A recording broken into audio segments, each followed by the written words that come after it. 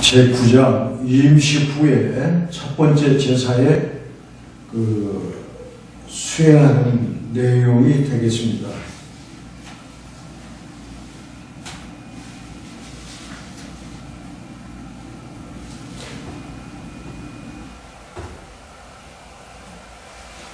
(1절과) (7절에서) 첫 제사에 대한 명령, 그리고 (8절과) (14절에서) 아론 자손을 위한 제사, 15절에서 21절까지 온 백성을 위한 제사입니다. 다시 말하면 이 첫 제사를 드리게 되는데 아론 자신을 위한 제사입니다. 다시 말하면 제사를 드리는데 이 제사장인 아론이 먼저 자신을 위해서 이 제사를 드린다는 거죠. 그렇다고 하면 오늘 예배를 인도하는 자는 회중을 이끌기 위해서 예배를 드리는 것도 중요하지만 회중을 위하기보다는 먼저 자신에 대한 예배가 중요하다고 하는 것을 말씀합니다. 그리고 15절과 21절에서 온 백성을 위한 제사를 말씀합니다. 그리고 22절과 24절에서 축복과 응답인데 22절에 보면 아론이 백성을 향하여 손을 들어 축복함으로 제사가 마쳐집니다. 그리고 23절에 여호와의 영광이 온 백성에 나타나고 불이 여호와 앞에서 나와서 번제물과 기름을 사릅니다. 그때 백성이 소리 지르며 엎드립니다.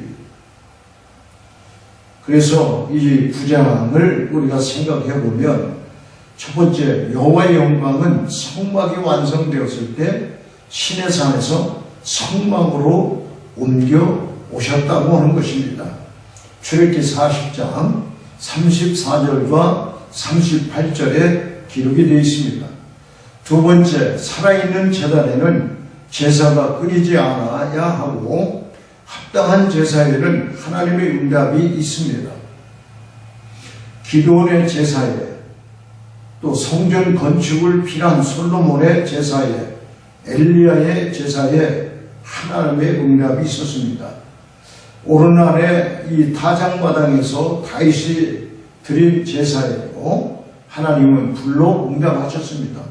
마찬가지로 오늘날 우리가 드리는 예배에도 응답이 있는 것입니다. 예배를 드리고 이제 말씀을 듣고 내 가슴에 불이 타오르듯 내 마음에 하나님의 은혜가, 하나님을 만나는 그런 거죠. 예배라고 하는 것은 형식을 갖추고 드리는 것으로 목적이 되는 것이 아니라 예배를 통해서 예배를 드리는 모든 회중이 불로 응답하듯이, 그래서 하나님의 은혜가, 하나님을 만나는 그런 역사가 있어야 한다는 것입니다. 이런 의미 가운데 오늘 나의 예배에는 어떤 응답이 있는가? 나의 예배 중에 하나님의 응답, 임재가 있기를 나는 사모하고 있는가? 나의 예배가 흠양되고 있는지를 나는 무엇으로 확인하고 있는가? 우리가 이런 면을 생각을 해봐야 될 것입니다. 세 번째, 성전이신 그리스도 안에 하나님의 영광이 가득했습니다. 요한복음 1장 14절에 있는 말씀을 우리가 기억할 수 있습니다.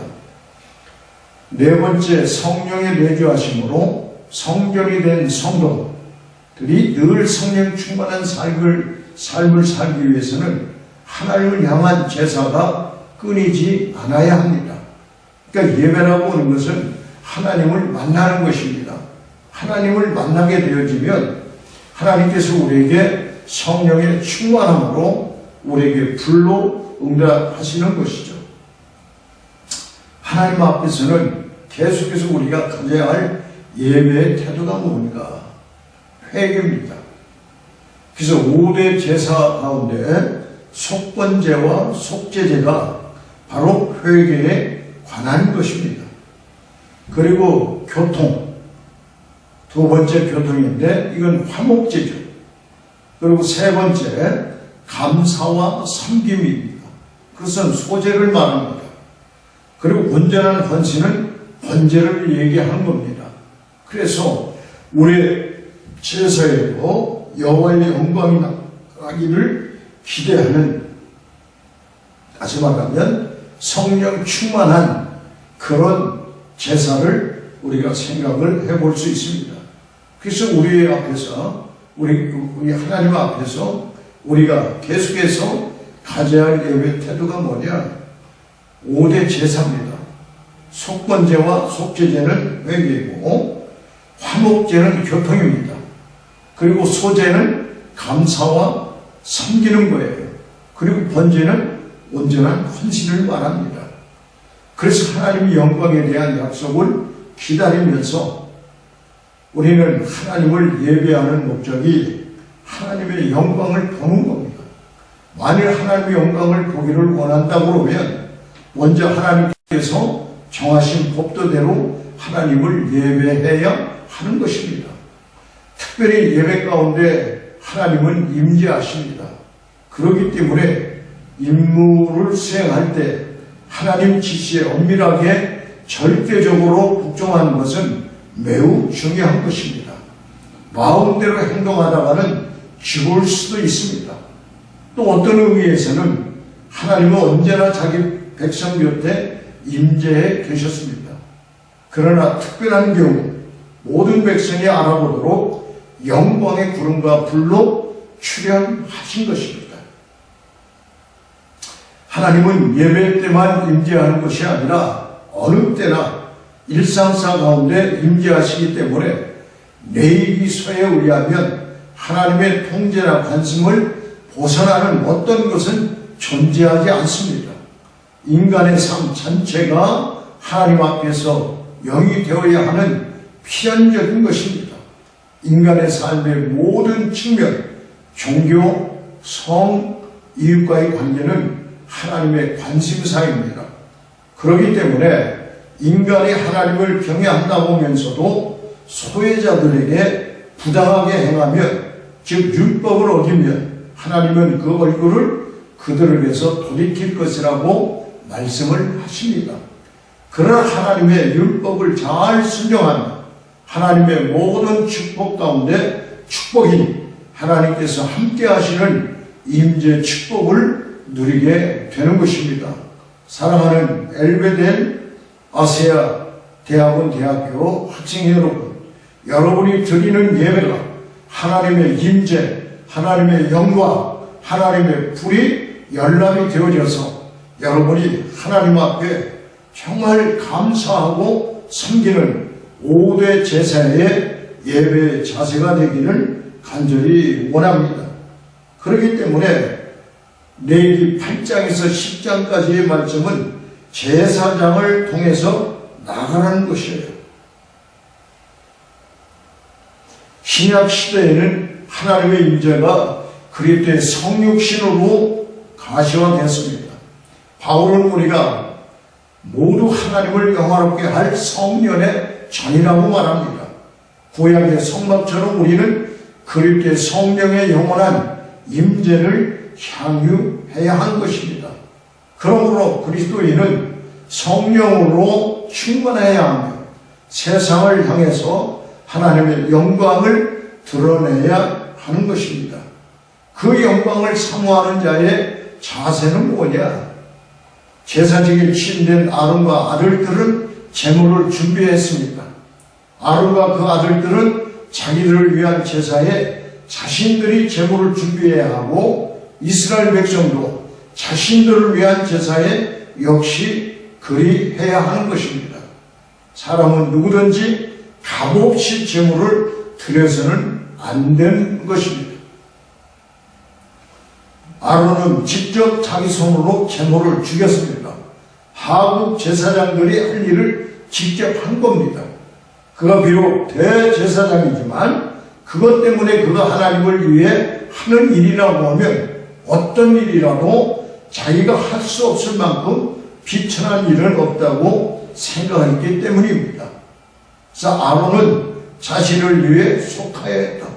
그는 대제사장이지만 그도 연약함에 쌓여있기 때문에 백성을 위해서 속죄제를 드리는 것과 같이 또한 자기를 위하여 드리는 것이 마땅하기 때문에 그래서 준비한 것입니다.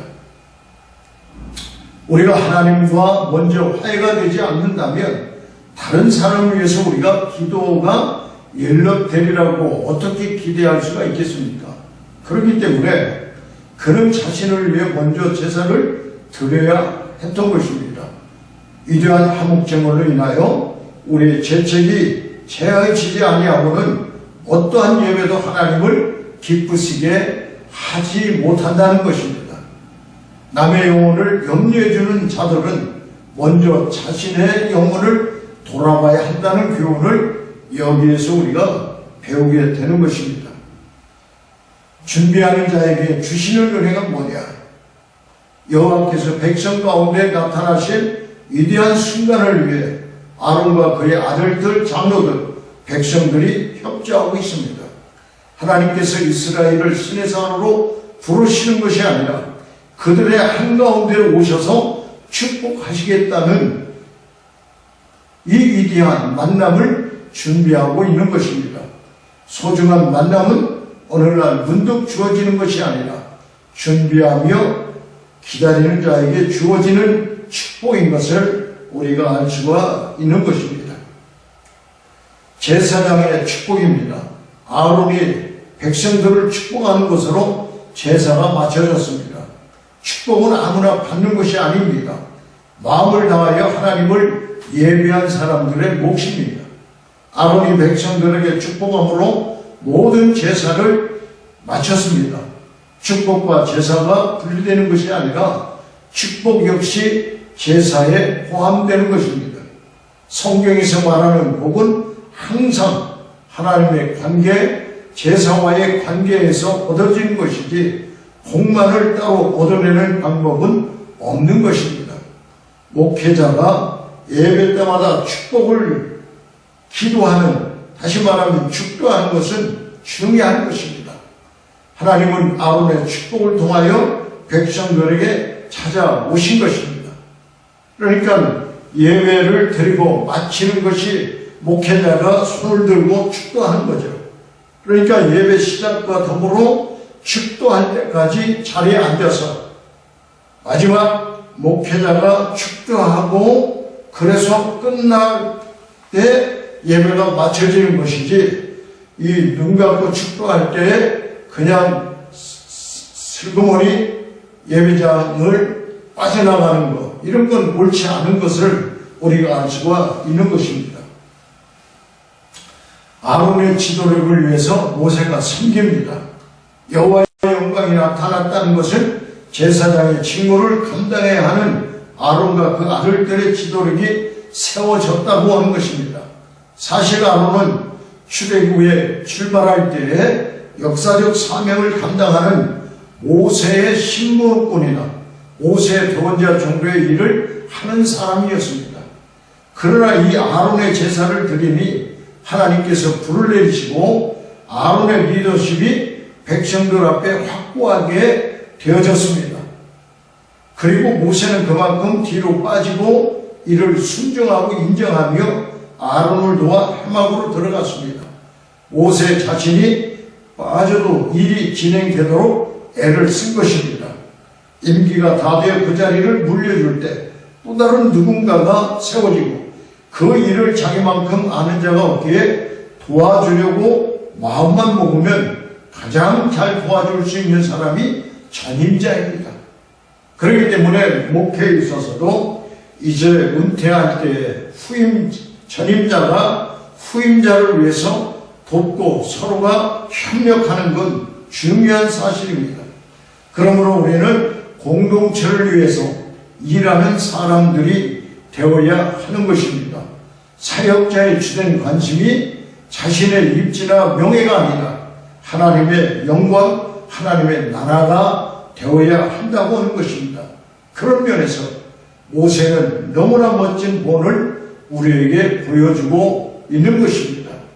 그렇기 때문에 이 목회라고 하는 것은 나 혼자만을 위한 것도 아니고 나와 더불어서 함께 협력하고 있는 교회의 모든 이제 이 교인들과 장로와 그리고 같이 협력하고 있는 모든 수정자들과 더불어서 하나님께 영광을 돌리는 예배라고 하는 것을 우리가 알아야 할 것입니다. 제물의 선택은 제사를 드리기 전에 먼저 흠없는 제물을 골라야 하는데 하나님의 관심은 제물에 있는 것이 아니라 삶에 있습니다. 그렇기 때문에 한 주간을 우리가 살면서 주일날 예배를 드리는 그 하루에 우리가 전력을 다하고 열심히 하는 것도 중요하지만 주일에 6일 동안 세상에 있는 동안 일상생활의 나의 개인의 삶 속에 거기에 생활의 예배가 중요한 것입니다. 결국 재물에 흠이 있는지의 연구가 아니라 그런 재물을 고르는 사람의 마음의 그 중심이 이제 문제가 된다고 하는 것이죠. 이 동력의 사역의 문제입니다. 제사를 드릴 때 아론이 혼자 다 드리지 않았습니다. 아론의 아들들이 번제를 쉽게 드릴 수 있도록 옆에서 도와주었습니다. 다시 말해 동력하여 번제를 드린 겁니다. 그렇기 때문에 자신을 온전히 드릴 수 있는 것은 다른 지체와의 동력 관계 속에서 가능한 겁니다. 그러니까 이 네팔에서도 마찬가지로 교회 생활 가운데 목회자만 예배를 드리는 게 아니라 같이 모든 교인들이 합력해서 선을 이루어야 된다고 하는 사실입니다. 사도 바울 역시 너희 믿음의 제물과 봉사 후에 내가 나를 관제로 드릴지라도 나는 기뻐하고 너희 무리와 함께 기뻐하리니 빌립보서 2장 17절에서 고백을 하고 있습니다.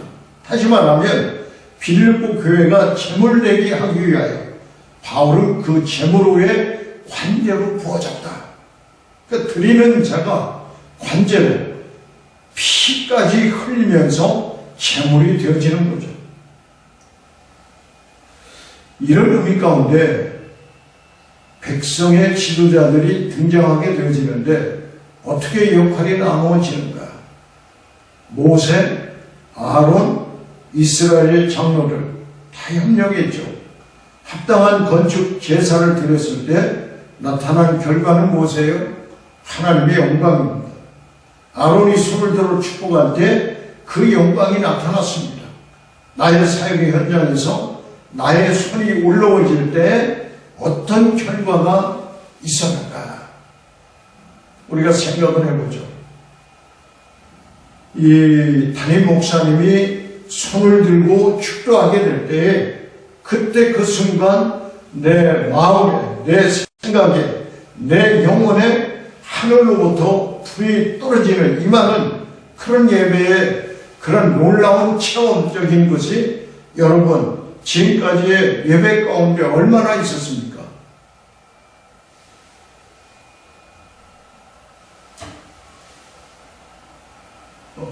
내기 쉽지 않은 바르지 못한 제사에 관한 내용입니다. 1절과 7절에 보면 다른 불로 분향하다 죽은 나답과 아비후가 있습니다. 그러니까 하나님이 지정해 준 것, 하나님이 말씀하신 대로 우리는 살아가야 돼. 하나님께서 창조하실 때, 기록하였을 때, 그러니까 하나님 말씀대로 하시는 겁니다. 8절과 11절에 보면 제사장의 제사장 역할의 내용이 기록되어 있습니다. 12절과 20절에 보면 제사장의 음식입니다. 그래서 이 내용을 우리가 생각을 해보면 첫 번째, 아론의 첫째, 둘째 아들이 나답과 아비후는 언약을 맺을 때 시내산에 올라가 하나님 앞에서 먹고 마시고 그분과 같이 깊이 있는 교제한 백성의 지도자들이었습니다. 그들은 아론과 더불어 제사장직에 임명이 되어진 것이죠. 일찍이 하나님을 분향할 때에 번제대 타는 불을 사용하도록 지정했습니다. 그러나 그들은 순종과 충성으로 명하신 대로 하나님을 섬기겠다는 언약관계를 파괴해버린 것입니다. 두 번째, 우리의 신앙은 인간이 만들어낸 인본주의의 종교 제도가 아니라 하나님의 계시에 근거해서 하나님을 섬겨야 하는 것입니다.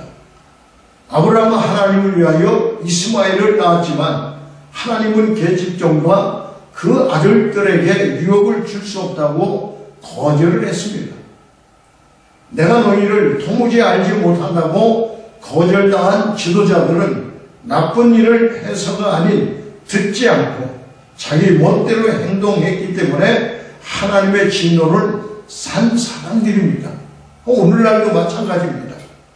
구약 때의 그러한 것 같이 신약의 지금도 마찬가지로 우리가 예배를 드리고 일상의 삶을 살아갈 때에 내 생각이나 내 행동의 의지대로 움직이는 것이 아니라 우리는 성경 신구약 말씀에 따라서 우리는 그 말씀대로 순종할 수밖에 없는 것입니다. 세 번째, 우리는 이를 위해서 부름받은 자들이 아닌 하나님을 위해서 부름받은 청직이요 종일 뿐입니다. 네 번째, 사람이 죽으면 슬픔을 표시하는 것이 당연한 일이지만 제사장들에게는 이것도 허용되지 않고 부모의 조상에도 참하지 않는 것도 금했습니다. 어떤 의미에서는 규정하는 것 같지만 그 임무를 수행하기 위해서는 사소한 일 것까지도 금지해야 한다고 하는 것입니다. 하나님이 내리신 처벌의 정당성을 인정을 하고 죄를 지은 것에 대해 슬퍼해야 하고 죽음 자체를 슬퍼하지 말라는 것입니다. 요즘에 자기 자신이든 자녀이든 누구에게 야단 맞는 것을 못 참는 경향이 있습니다.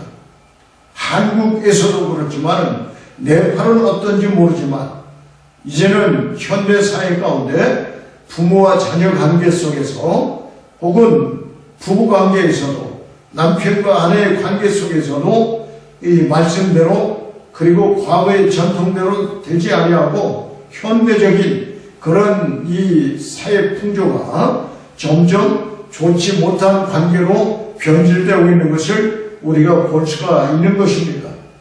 그래서 무엇인가 잘못해서 지적하는 것조차 받아들이지 않아 그 잘못이 고쳐지지 않고 그 단정을 고칠 기회를 영영 잃어버리게 되는 것을 우리가 볼 수 있습니다. 처벌의 정당성을 인정하는 일은 너무나 중요한 문제인 것입니다. 울면서 아들들의 죽음을 슬퍼했다면 그는 하나님의 심판 행위에 대한 정면적인 도전으로 비춰질 수 있기 때문에 하나님의 뜻을 조금이라도 왜곡시킬 가능성이 있는 일은 근본부터 잘라야 한다는 것입니다. 사소한 일일지라도 나의 입장에서가 아닌 하나님의 영광이라는 측면에서 생각을 하고 행동하는 것이 중요한 것입니다.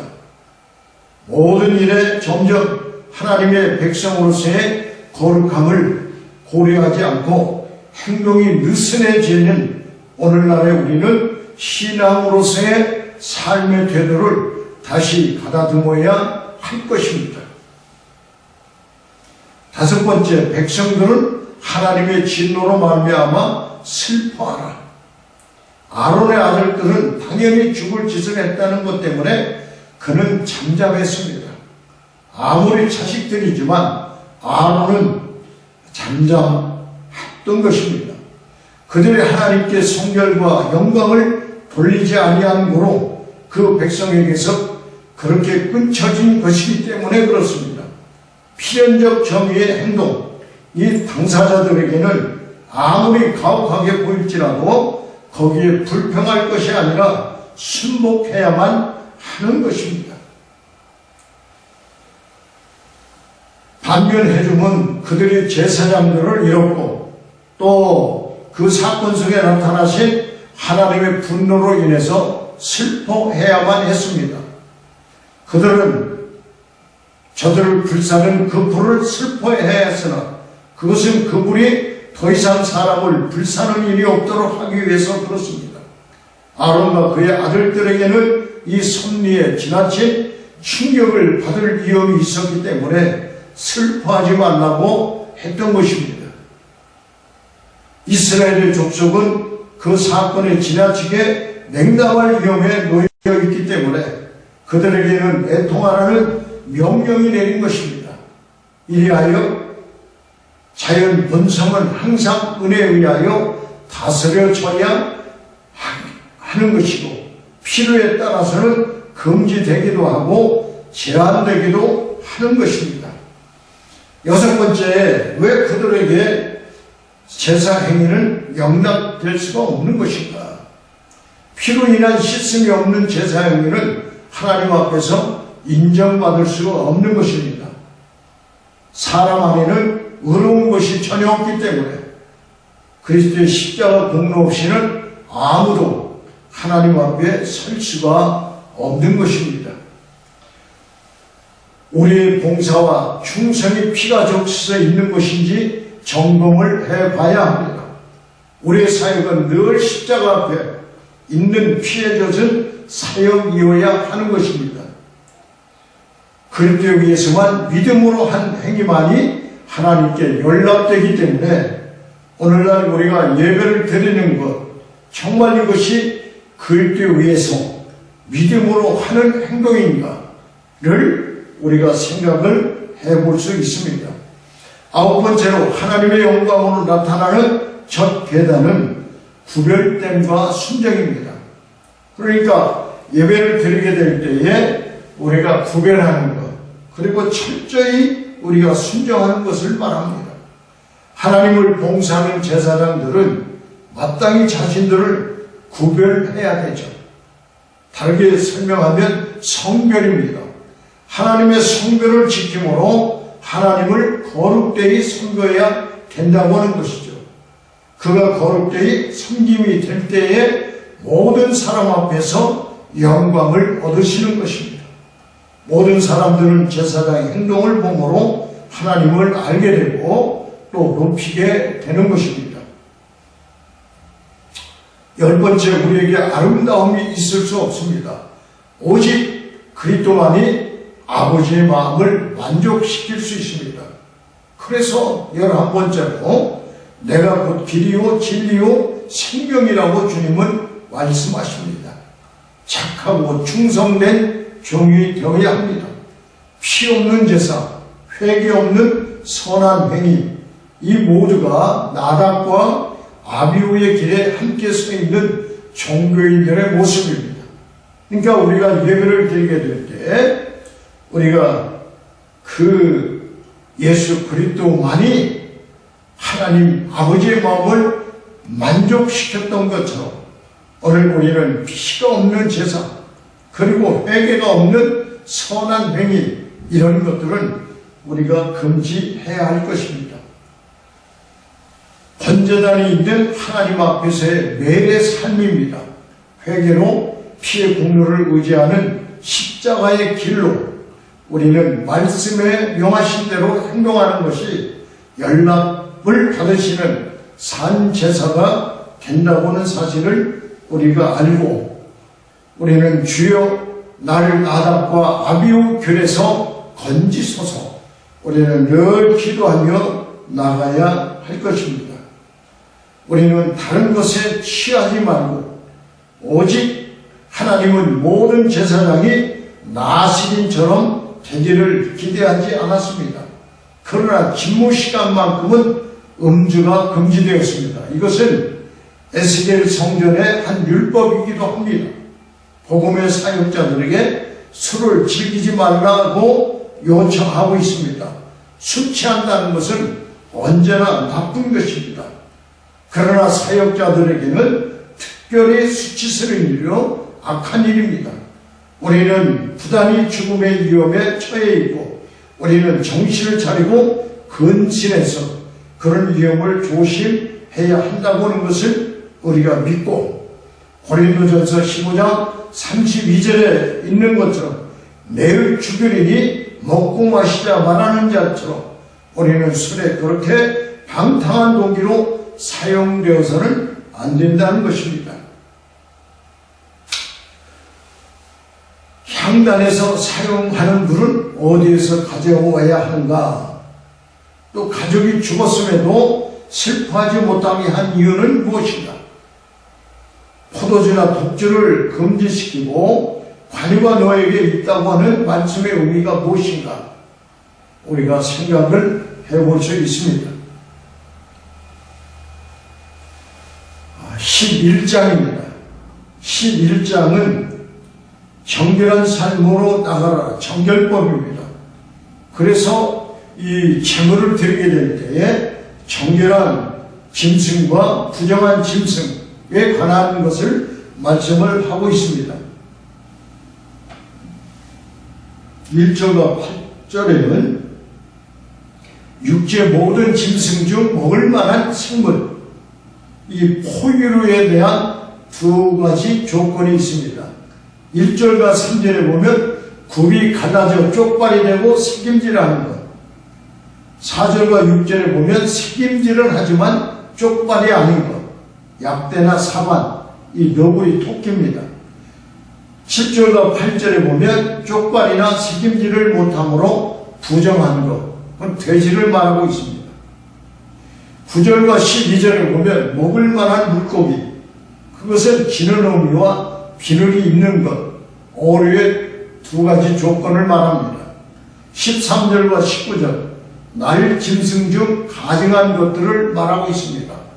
특별히 맹금류, 썩은 고기를 먹는 새, 고독하고 슬픈 새, 물가에 사는 새, 불결한 새, 독수리, 솔개, 옹, 바다 독수리입니다.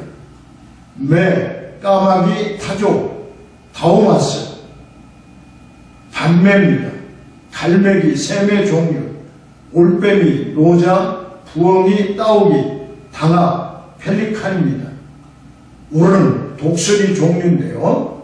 학, 황새 종류, 대승, 박쥐입니다.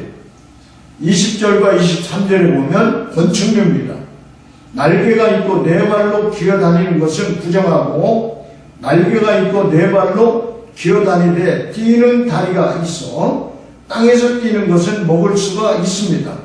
메뚜기 종류, 배짱이 종류, 귀뚜라미 종류, 팥중이 종류입니다. 그러나 24절과 28절에 보면 부정한 짐승의 죽음을 만진 자나 옮긴 자는 부정한 겁니다. 그러니까 만지거나 옮기게 되면 부정한 거예요. 그러니까 만진 자는 그 손을 깨끗이 씻어야 하고, 옮긴 자는 그 옷을 깨끗이 빨아야 합니다. 해가 진 후에야 부정에서 자유할 수가 있었습니다. 29절과 38절에 보면 배로 밀고 다니는 것, 네 발로 기는 것, 여러 개의 발을 가진 것 등 땅에 기는 것은 모두 부정한 것으로 간주했습니다. 쪽제비, 쥐, 도마뱀 종류, 합계, 육지 악어, 수궁, 사막, 도마뱀, 그리고 칠면, 석, 청, 이런 종류가 배로 밀고 다니는 것, 네 발로 기는 것들에 포함이 되는 것입니다. 39절과 40절에 보면 정한 짐승의 사체에 접촉자, 만지는 자는 저녁까지 부정하는 것이고, 먹거나 옮기는 자는 옷을 빨 것이고 저녁까지 부정한 것입니다. 41절과 43절에 보면 배로 밀고 다니는 것, 네 발로 걷는 것, 그러니까 여러 발을 가진 것은 부정한 것입니다. 44절과 47절에 보면 내가 거룩하니 너희도 거룩하라. 나는 너희 하나님이 되려고 너희를 애굽 땅에서 인도해 내었다. 그래서 정한 것과 부정한 것을 우리가 구별하고 거룩하게 살아가야 하는 것이죠. 먹을 수 있는 생물과 먹을 수 없는 생물을 분별하여 거룩하게 하라는 것입니다. 그렇기 때문에 1장에서 10장이 하나님과 교제하는 방법인 제사 제도와 제사장 제도에 관해 알려주었다고 하면 11장에서 15장은 하나님과의 교제를 방해하는 죄와 죄의 오염 요소에 대하여 말씀하고 있습니다. 레위기 11장을 해석하는 열쇠는 사도행전 10장에 있는 것입니다. 사도행전 10장 9절과 27절 29절은 짐승의 고기를 먹는 것이 사람과 교제하는 것이라고 설명하고 있습니다. 사람과의 교제는 우리에게 깊은 영향을 끼칠 수 있기 때문에 깊이 고려하고 생각을 해야 한다는 것입니다. 세 번째, 정결한 사람, 우리가 교제할 수 있는 사람은 누구인가? 첫 번째, 굽이 갈라지고 책임지라는 짐승, 구별이 있고 말씀의 반출을 위해서 수고하고 있는 사람을 말하고 있습니다. 굽이 갈라지고 책임지라는 짐승은 풀만 먹는 것들로 매우 정결한 짐승들로 인간의 도덕적 성결을 표상을 하고 또 가르칠 수 있습니다. 속사람이 드리는 기도의 행동들은 우리들의 영적 양식을 소화시키는 것이기 때문에 책임질하는 것으로 상징되어 있다고 볼 수가 있습니다. 사람들에 대한 정의와 사랑의 행실 그리고 좋은 교제 행동은 갈라진 굽이 상징해 준다고 볼 수가 있습니다. 그렇기 때문에 이 두 가지 중에 어느 하나가 없어도 우리는 하나님께 합당하지 못한 것입니다. 두 가지가 항상 있어야 되는 것입니다. 그래서 굽이 갈라지고 책임질을 하는 짐승. 그래서 우리는 이것을 분별할 수 있어야 합니다. 그러니까 4절과 6절을 보면 책임질은 하나 쪽발이 아닌 것, 약대 사반 너구리 토끼죠. 그래서 안 되는 거죠, 이건. 7절과 8절에 보면 쪽발이나 책임질을 못함으로 부정하는 것, 되지는 안 되죠. 그러니까 이 책임질을 하고 굽이 갈라진 건 뭐죠? 소죠. 우리는 돼지처럼 흙탕물에 뒹굴고 더러워져서는 안 된다는 거죠. 또한 산토끼처럼 소심한 자가 되어서도 안 되는 것이고 또 집토끼처럼 땅바닥에 붙어 살아도 안 되는 것입니다. 명예롭게 창조된 인간이 멸망할 이 짐승들처럼 스스로 변질되는 일이 없도록 우리는 해야 할 것입니다. 두 번째, 지느러미와 기늘이 있는 물고기는 우리는 먹을 수 있습니다. 이 말의 의미는 뭐냐? 세상에서 휩쓸리지 않고 자유롭게 행할 수 있는 사람과 세상의 영향력으로부터 자신을 보호할 수 있는 사람입니다. 둘 중에 어느 하나만 표준만 갖는 경계선의 물고기, 다시 말하면 상어라든지 메기 등 이런 이유는 그들의 주거 환경에 있는 것입니다.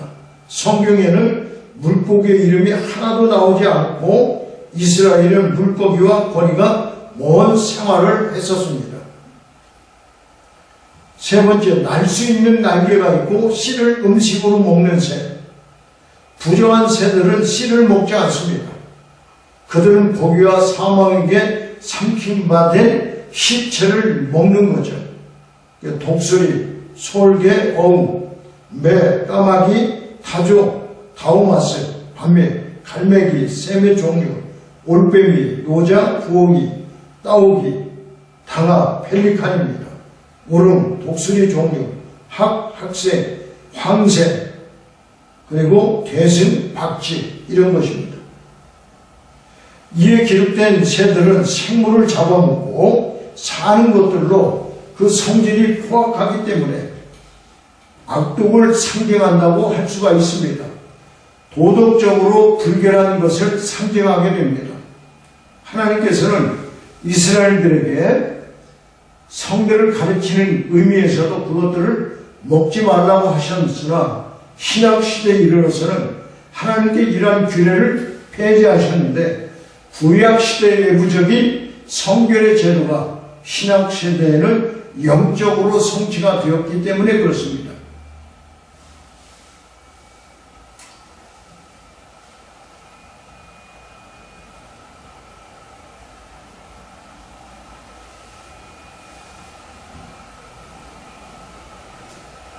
어떤 것은 맹금, 그 맹금은 곧 매와 독수리들을 얘기하고 있는데, 이것은 하나님은 그의 백성이 잔인하고 야만스러운 모든 것을 증오하고 피를 흘리거나 약탈을 함으로써 살아가지 않기를 바라신 것입니다.